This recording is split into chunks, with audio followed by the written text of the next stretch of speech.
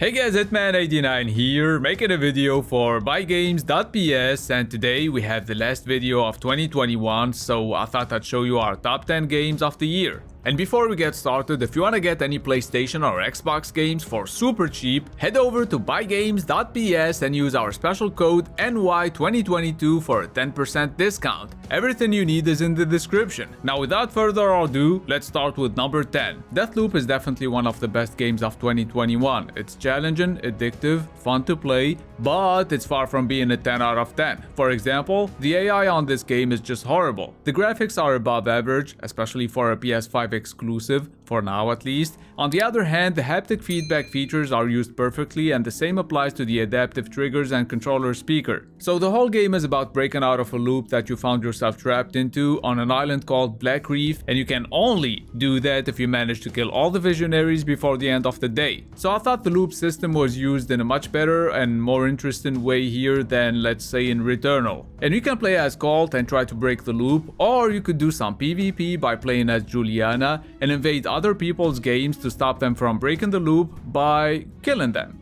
Now at number 9 we have a JRPG. I played Tales of Arise on PS5, which, just like the Series X version, runs smoother thanks to a performance mode that allows you to play at 60 FPS, and the haptic feedback support makes cutscenes more immersive by making you feel every impact. Speaking of impact, sadly the way enemies react to your attacks makes it seem like you're not hurting them at all, and that's the only thing I don't like about this game. Cause when it comes to exploration, the way it's handled here reminds me of Dragon Quest and its hidden items and chests sprinkled across each section to make sure you go everywhere. So whether you're a Tales fan or you just like games like Ni no Kuni and Trials of Mana, you should pick up Tales of Arise. Now the 8th game on my list is gonna take us to a completely different universe and genre, cause we're gonna be looking at Resident Evil Village. The graphics are awesome, the game is scary, especially when you're being chased by monsters that can tear you apart in no time, but it's a little too action oriented. Good thing the atmosphere is creepy. Also, the puzzles and story are interesting enough to keep you going, and there are a couple of good jump scares that'll make you scream like a little girl. At least that's how I react to jump scares. So if you like horror games and for some reason you haven't played Resident Evil Village yet, then what are you waiting for? Go get it! At number 7 we have Ratchet and Clank Rift Apart, and when you see these Pixar-esque graphics you might think this is a game for little kids. I can assure you it's not. The game is challenging and fun to play, and I'm 32. Also, apart from being amazingly beautiful, Ratchet and Clank Rift Apart doesn't have any loading screens, even when opening rifts and teleporting, going from one level to another, and that's simply insane. Every weapon feels different thanks to an excellent implementation of the DualSense's features, and that's what makes the gameplay even better. Now the next game on my list is also a PlayStation exclusive. Ghost of Tsushima Director's Cut Edition on PS5 made me rediscover the game and get invested in it much more. It heavily improved the graphics, especially the textures, which made the game much more pleasing to the eye. And when it comes to the gameplay, Ghost of Tsushima allows you to choose your approach. So if you like stealth, you can take out as many enemies as possible without getting caught and disable their alarm to prevent them from calling for reinforcements. But if you're not afraid of a good challenge, then you could start with a standoff and fight tons of enemies at once. Exploration is also very interesting, and the minimalistic HUD lets you enjoy the view without over-encumbering the screen with useless information and stats.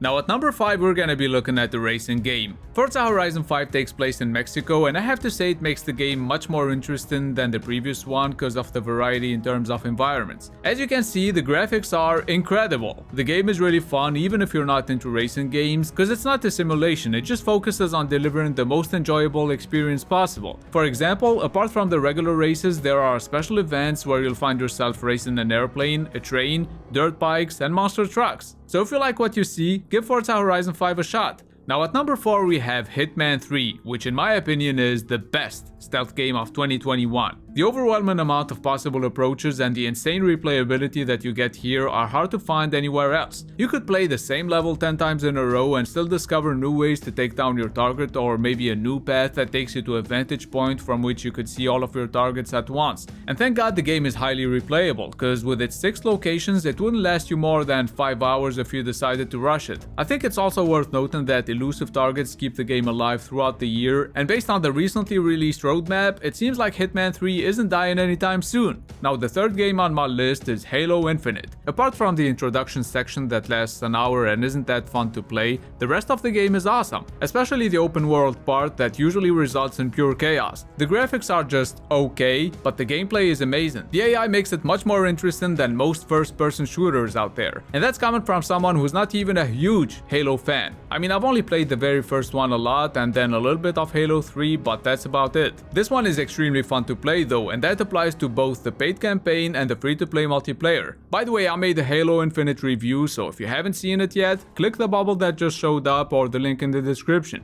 Moving on to the second game on my list, Guardians of the Galaxy caught me off guard. I haven't seen the movies, I'm not a superhero fan, I saw a few gameplay videos and I wasn't even excited to try the game out. But when I did, I was pleasantly surprised by how fun, hilarious, interesting, beautiful, and entertaining the game was. I mean, okay, there are some performance issues and the animations can be below average every now and then, but the story is interesting, and even though you can only play as Star-Lord, your companions have special skills that you can use in combat and during exploration phases as well. The soundtrack is awesome, the choices and options you get throughout the game have real consequences that make replaying the game actually worth it. So whether you like the movies or not, in my opinion, you should give the Guardians of the Galaxy game a shot. Now at number 1 we have my favorite game this year, It Takes Two. I honestly didn't expect it to be this good. I thought it would be just a co-op game that I would play a little bit with my brother or my wife for a couple of days and then I'd move on. But my wife and I ended up coming back to It Takes Two every couple of weeks just because the game is perfect for couples. Well, it's not just that, the variety in terms of gameplay is what really took my breath away. It's gonna take you around 15 hours to finish the game, and every 30 minutes you'll find yourself doing something completely different. So it feels like every chapter you're playing a new game. Plus you can't make any progress alone, it really takes two to beat this game. And every challenge you overcome with your significant other feels so rewarding that you'll find yourselves high-fiving each other after literally screaming at each other for 10 minutes straight. But that's another story. There's some 3D and 2D platforming, some third-person shooting, some driving, flying, sailing, and tons of other activities that you'll find yourself doing throughout the game. And that's why I love It Takes Two. So that's gonna be it for my top 10 games of 2021. Let us know what awesome games you played this year in the comments down below. Speaking of awesome games, all of the games you saw in this video and more are available for cheap on buygames.ps, the best website that sells PlayStation and Xbox games for amazingly low prices, and they're the only ones that offer a lifetime warranty on all of their products. So use NY2022 as a discount code to get 10% off. You'll find the link and the discount code in the description. Please don't forget to hit the like button if you found this video useful, and if you're new to the channel, consider subscribing. It's been Hitman89. See you guys very soon.